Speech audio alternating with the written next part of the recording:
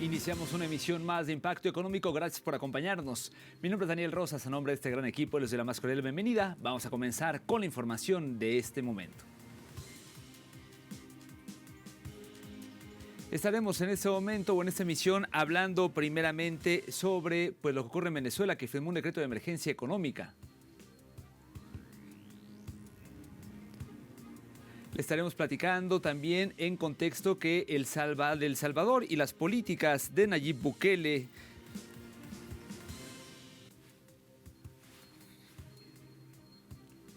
Y en 360, en Estados Unidos establece un plazo de 90 días para la imposición de los últimos aranceles anunciados. De esto y más hablamos en esta emisión.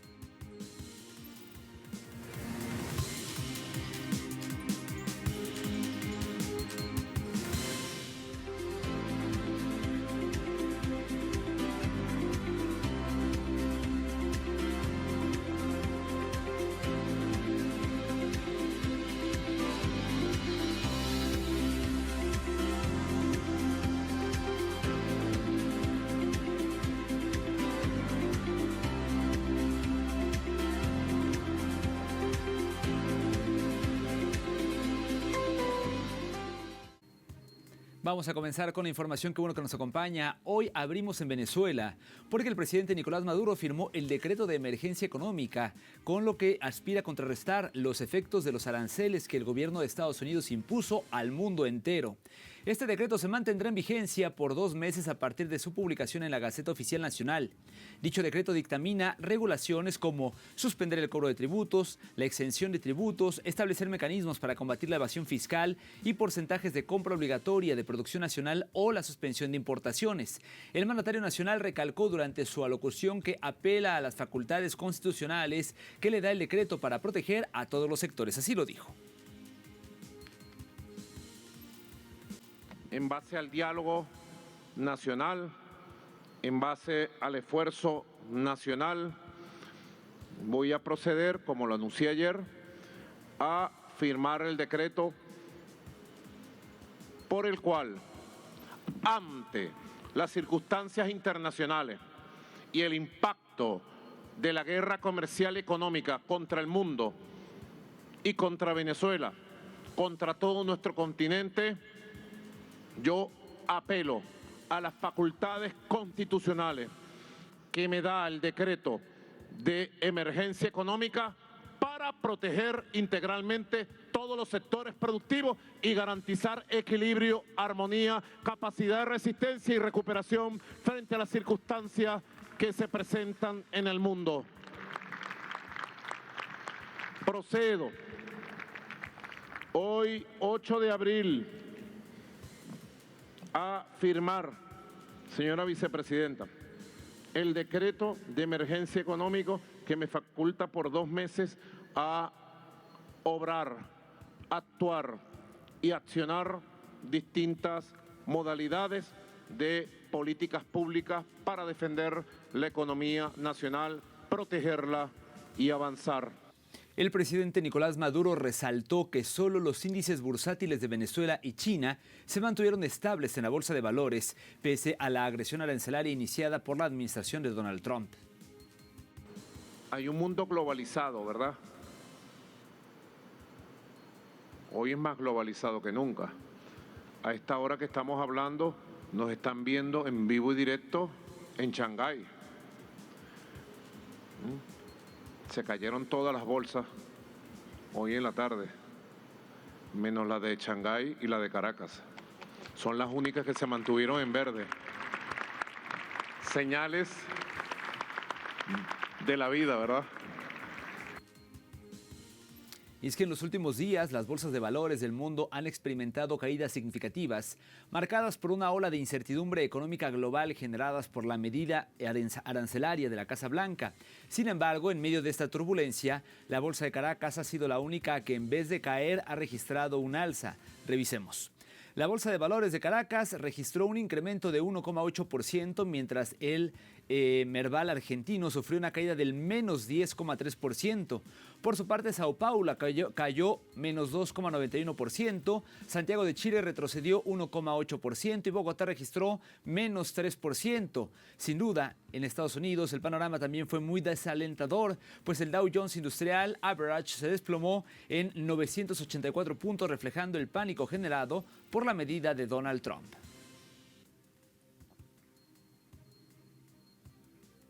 Y en otros temas le cuento que Honduras acoge a las y los jefes de Estado y Gobierno para la 9ª cumbre de la Comunidad de Estados Latinoamericanos y Caribeños, la CELAC, con el fin de abordar soluciones económicas y sociales ante la crisis provocada por el capitalismo.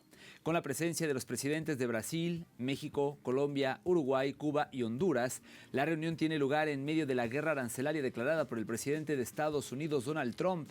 Además, los mandatarios construirán una agenda para hacer frente a los desafíos globales como la guerra comercial.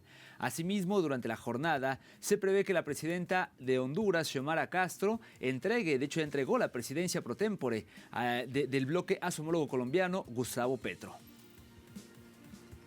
Durante la jornada, los participantes abordaron temas clave para la región, como los desafíos que se enfrentan a nivel global en la actualidad, entre ellos la guerra arancelaria impulsada por el presidente de Estados Unidos, Donald Trump, y que afecta a las economías mundiales. La anfitriona de esta cita, la presidenta Xiomara Castro, destacó la necesidad de la región de construir un futuro juntos frente a las nuevas realidades globales. Señores presidentes, presidenta, no podemos seguir caminando separados cuando el mundo se reorganiza sin nosotros. Pero tampoco podemos unirnos repitiendo las recetas del fracaso. El modelo neoliberal promovido por el consenso de Washington en los años 90, depredador y excluyente, ha vaciado nuestras economías, endeudado nuestros países, concentrando el capital en pocas manos y privatizando los servicios públicos, concentrando a través de su forma la naturaleza, que no debe seguir siendo tampoco un botín del capital. Los temas más destacados fueron la cooperación económica y comercial, emergencia climática, seguridad alimentaria y combate a la pobreza, transición energética y la inclusión en asuntos tecnológicos, educación, salud, entre otros. En esta misma tónica, la presidenta de México, Claudia Sheinbaum, resaltó que América Latina y el Caribe deben trabajar juntos con el objetivo de fortalecer la integración nacional. Hoy, después de 15 años del primer encuentro de esta comunidad, nos encontramos en un escenario internacional muy distinto. Son momentos de cambios profundos en el comercio mundial que afectan a nuestros países. Cada uno de nosotros, con legitimidad, busca lo mejor para sus pueblos y sus naciones. Sin embargo, considero que hoy más que nunca es un buen momento para reconocer que América Latina y el Caribe requieren de unidad y solidaridad de sus gobiernos y de sus pueblos, a fin de fortalecer una mayor integración regional, siempre en el marco del respeto mutuo y la observancia de la soberanía e independencia de nuestros países y de los acuerdos comerciales que cada uno de nosotros pueda tener. Por su parte, el mandatario venezolano, Nicolás Maduro, durante su intervención destacó que la guerra comercial económica arancelaria contra 180 países del mundo es una agresión. Hoy nosotros somos víctimas del sur global, nuestra región latinoamericana caribeña y nuestros pueblos de una agresión multiforme. Hemos denunciado la agresión multiforme contra el pueblo de Cuba durante 65 años, contra el pueblo de Nicaragua y contra el pueblo de Venezuela. Todos ustedes conocen perfectamente lo que son las sanciones y las medidas coercitivas unilaterales criminales contra nuestra economía y la vida social de nuestros países. Pero hoy la agresión es contra el mundo entero, La guerra comercial, económica, arancelaria contra 180 países del mundo ha desatado lo que se puede calificar hoy como el fin de la globalización occidental. Durante la jornada, se prevé que la presidenta hondureña, Xiomara Castro, entregue la presidencia pro tempore del bloque a su homólogo colombiano, Gustavo Petro. Y en más información, el Ministerio Agropecuario de Nicaragua registró un acopio de más de 300.000 toneladas de café oreado del tipo arábigo y robusta del ciclo productivo 2024-2025. El MAG, como se le conoce, informó que se trata de la mayor cantidad de café registrado en el municipio de Matagalpa, donde se encuentran más del 70% de las tierras cultivadas del producto. Al respecto, las instituciones del Sistema Nacional de Producción, Consumo y Comercio manifestaron que implementarán nuevas estrategias que permitan aumentar la productividad, rentabilidad y a su vez los ingresos de las familias productoras. La cosecha en Nicaragua inicia en noviembre y culmina en marzo. Genera alrededor de 500.000 empleos directos e indirectos y el gobierno afirma que impacta de forma positiva los sectores del comercio, transporte, servicios y economía. Y en Bolivia, miles de mujeres que tienen como medio de vida un pequeño emprendimiento mejoran su economía con la dotación gratuita de máquinas proporcionadas por un programa conjunto de cooperación internacional y el gobierno del país. Nos cuenta los detalles nuestro corresponsal Freddy Morales desde La Paz. Daría encontró en la producción de ropa deportiva para niños una forma de sustento diario y ahora es beneficiaria de un programa que ayuda a mujeres como ella con máquinas que pueden aumentar la producción. Con la maquinaria que me va a dar, voy a producir más y voy a gastar menos tela. Lola produce abrigos de hilo. Tengo una máquina sencilla que es la delgada, pero ahora con esta máquina que he pedido es para lana gruesa. Voy a poder hacer abrigos, chompas gruesas. Son mujeres emprendedoras. Esperanza produce helados y Cindy calzados para varones y damas. Yo tengo una sucursal que está ahí en mi casa. Pero no quisiera cerrar, esto es mi sustento y así que esto me va a ayudar a abrir otra. Entre las 6 mujeres producimos en la semana, antes usualmente producíamos, sin mentirle, como unas 3 docenas semanal. Ahora con la incrementación y la mejora de la maquinaria que nos ha dado la oportunidad de mejorar Coica y ONU Mujeres, ha producido como el doble, como 8 a 10 docenas. Empezaron con esfuerzo propio un rubro de producción. Y ahora forman parte de un programa estatal y de la cooperación internacional como ONU Mujeres y la coreana Coica, que les dan maquinarias para aumentar su producción e ingresos. Más de 300 mujeres que recibieron maquinarias, equipamientos. Y también los cursos, más de 3.000 mujeres y personas recibieron capacitación. El programa no solo dona máquinas, también capacita en todos los rubros empresariales y en el propio mantenimiento de los equipos. Algo más de $7.300.000 que se traduce en maquinaria, en equipos y en asistencia técnica, porque no las vamos a abandonar a las hermanas, no les vamos a dar la máquina, arreglate hermana, no. Y el presidente Luis Arce recordó que la otra fase del proceso, para cerrar el círculo virtuoso, es fomentar el mercado interno, comprarles lo que producen. Compremos nuestra producción, estamos dando empleo a nuestras hermanas, a nuestros primos, a nuestros familiares, a nuestros amigos, y no nos vamos a quejar después de que no hay empleo. Si seguimos comprando productos extranjeros, estamos dando empleo a los extranjeros y no a las bolivianas y los bolivianos. Este proyecto en sus primeros 2 años facilitó maquinaria a 337 unidades productivas a cargo de mujeres y capacitó en técnicas empresariales, de emprendimientos, producción y comercialización a más de 2.000 mujeres. Las participantes afirman que es exitoso en su primera fase, que abarca a apenas 6 ciudades de los departamentos de La Paz y Santa Cruz. Freddy Morales, Telesur, Bolivia.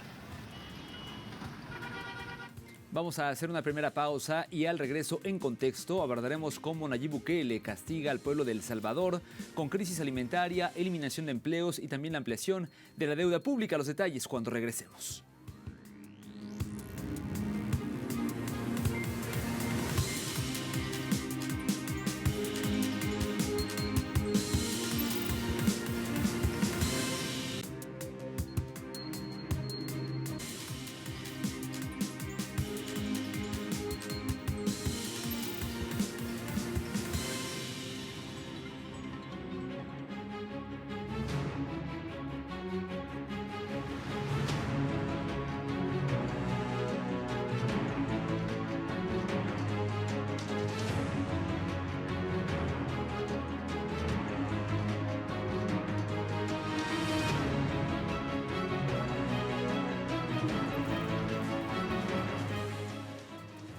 Mientras el gobierno de Nayib Bukele auspicia procesos ilegales hacia migrantes de otros países, su población pasa hambre.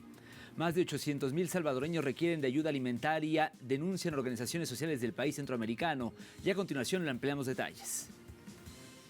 La Mesa por la Soberanía Alimentaria, integrada por 20 organizaciones de El Salvador, informó que más de 800,000 ciudadanos necesitarán ayuda alimentaria este año y alertó que la cifra podría subir hasta más de 1,000,000.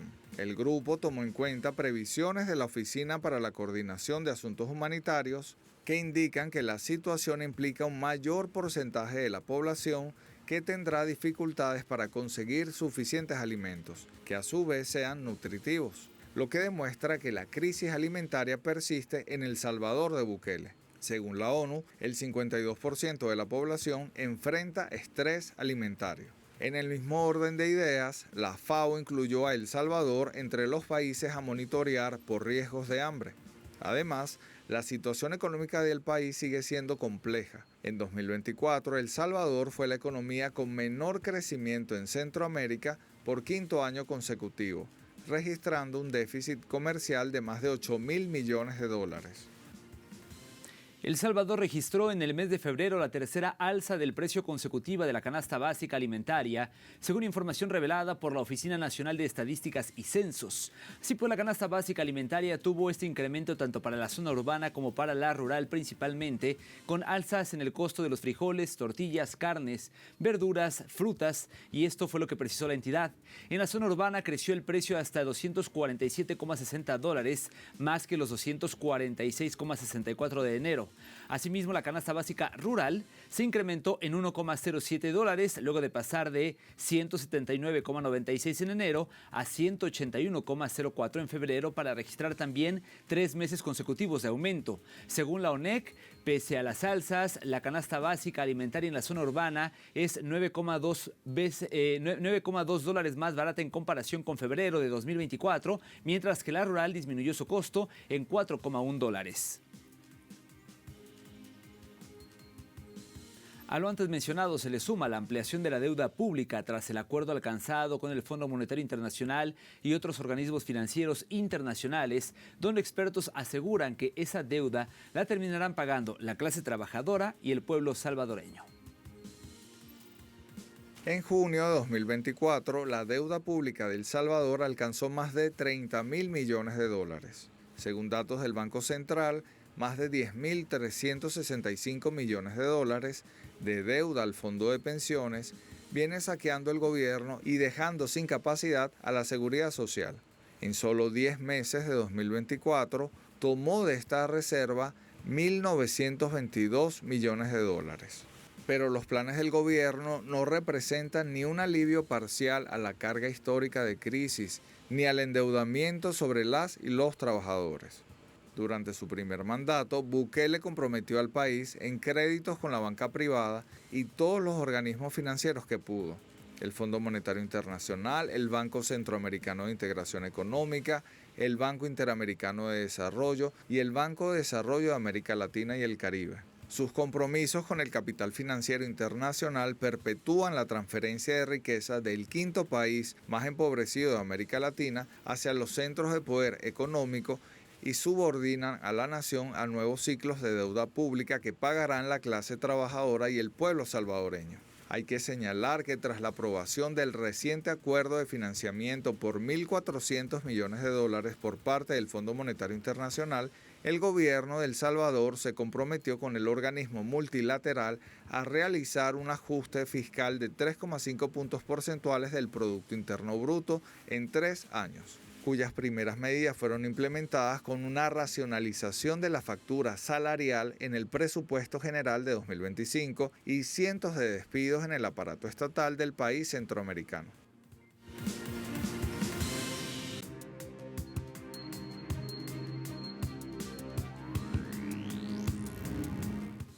El gobierno de Estados Unidos pausa aranceles por 90 días y exceptúa a China, a quien le subió 125%. El presidente estadounidense Donald Trump anunció además una reducción de los aranceles recíprocos del 10% durante este periodo con efecto inmediato. Además, Trump comunicó que más de 75 países se dirigieron a representantes de Washington para abordar el asunto de las tarifas. El pasado miércoles, el mandatario estadounidense anunció aranceles recíprocos masivos a los socios comerciales del país, entre ellos China, como los más afectados.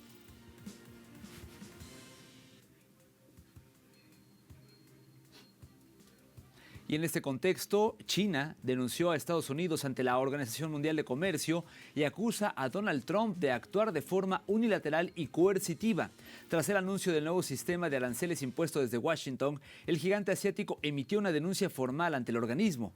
En este sentido, Beijing reclamó el incremento a sus productos y acusó al presidente estadounidense de intensificar la ya tensa guerra comercial entre ambas potencias. China destacó que la imposición del nuevo sistema arancelario altera el orden económico global y lo calificó a la política de la Casa Blanca como una agresión comercial. El gobierno de China anunció un ajuste a la tasa arancelaria de las mercancías importadas desde Estados Unidos como represalia al incremento adicional aplicado por Donald Trump. El Ministerio de Finanzas informó el aumento recíproco del arancel sobre los productos chinos exportados a Estados Unidos del 34% al 84%. Asimismo, el organismo califica la decisión de la administración de Trump como un error que viola los derechos e intereses del país y socava el sistema de comercio multilateral. Las medidas arancelarias entrarán en vigor a partir de las 12:01 del 10 de abril del presente año, por lo que China exhorta a Estados Unidos a corregir de inmediato sus prácticas y resolver adecuadamente las diferencias. ¿Qué dijo el presidente de Estados Unidos? Bueno, pues Donald Trump anuncia nuevos aranceles a importaciones farmacéuticas con la excusa de incentivar la producción nacional en el marco de una serie de medidas arancelarias que ha implementado en contra de diversas industrias. Ahora el mandatario estadounidense busca motivar a las compañías farmacéuticas extranjeras a trasladar sus operaciones a Estados Unidos. Desde su llegada al poder, el presidente ha adoptado, de hecho, un enfoque de medidas arancelarias recíprocas en contra de más de 185 países, argumentando que Estados Unidos ha sido desfavorecido en sus intercambios comerciales.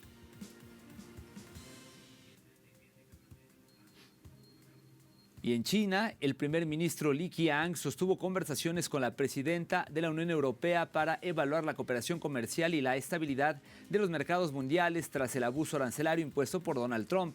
Tras el anuncio arancelario a las importaciones globales emitido por el gobierno estadounidense, la jefa de la Comisión Europea resaltó que China y Europa tienen la responsabilidad de apoyar un sistema comercial sólido y basado en la igualdad de condiciones. En este sentido, el primer ministro chino destacó que su país y Europa acordaron estrechar cooperaciones comerciales y avanzar en el restablecimiento de sus vínculos diplomáticos. Ambas partes coincidieron en la importancia de defender el sistema multilateral de comercio liderado por la Organización Mundial de Comercio y promover así relaciones económicas estables.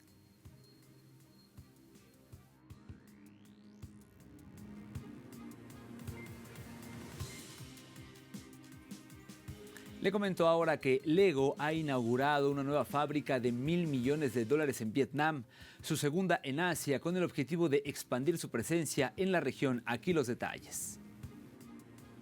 Esta nueva fábrica, ubicada en Binh Duong, empleará a más de 4.000 personas y funcionará con energía 100% renovable para 2026. Actualmente, la empresa Lego cuenta con 6 fábricas en todo el mundo, incluidas en Europa, México y China. Pese a que Vietnam es un destino atractivo para la inversión, las empresas que exportan a Estados Unidos enfrentan un alto arancel del 46%. Sin embargo, la fábrica de Vietnam no exportará a Estados Unidos, sino que producirá para mercados en Asia, incluyendo Australia, Japón, Corea del Sur, India y el propio Vietnam. El director general de Lego, Niels Christiansen, destacó la importancia de estar cerca de sus principales mercados y la disponibilidad de mano de obra calificada en Vietnam.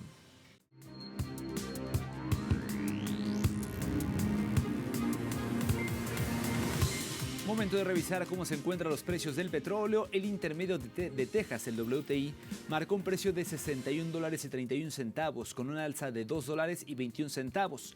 El barril del Brent de referencia en Europa se ubicó en $64.74, también un incremento de $1.96, mientras que el crudo promediado por la OPEP marcó un precio de $66.25, en este caso con una caída de $4.60.